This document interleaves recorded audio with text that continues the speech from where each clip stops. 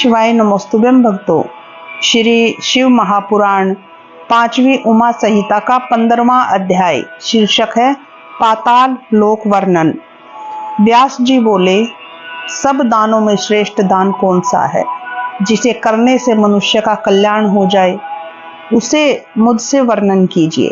सनत कुमार जी बोले, हे मुनीश्वरों, समय पर किया हुआ एक दान भी मनुष्य को सब दोनों दानों का फल देता है। मुक्ति की कामना करने वाले मनुष्य को ब्रह्मांड दान करना चाहिए। ब्रह्मांड दाता को विष्णु भगवान के पद की प्राप्ति होती है, परंतु पहले तो यह जानना चाहिए कि ब्रह्मांड का क्या विस्तार है।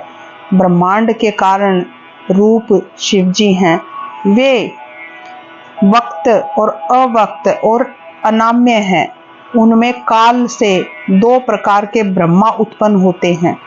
एक तो वे ब्रह्मा जी हैं जो 14 भुवन वाले ब्रह्मांड की रचना करते हैं। दूसरे वह जो कि जल के मध्य में स्थित रहते हैं, जिसकी ऊंचाई दूनी है और जिसमें 7 पाताल और उसके 7 भवन हैं।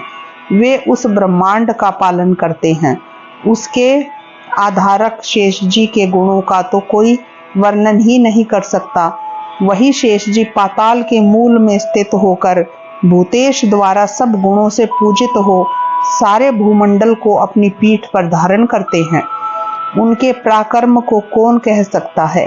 शेष जी के समान और कौन हो सकता है, जो कि 7 लोकों सहित पृथ्वी को धारण किए हुए हैं। प्रत्येक पाताल 100 योजन का है और जिनके अतल, वितल, सुतल, रसातल, तल, तलातल और पाताल, ये 7 नाम हैं और ये 7 पृथ्वी के नीचे माने गए हैं और उनकी दूनी ऊंचाई है। इस 7 लोकों को भूमि और प्रसाद रत्नमय और आंगन स्वर्णमय है, जिनमें दानवों, दैत्यों, महानागों और राक्षसों की जातियां निवास करती हैं। ये पाताल स्वर्ग के सभा मंडल के मध्य में स्वर्ग लोक से भी अधिक मनोहर हैं, जिनके होकर फिर स्वर्ग में आया जाता है, जिनसे होकर फिर स्वर्ग में आया जाता है।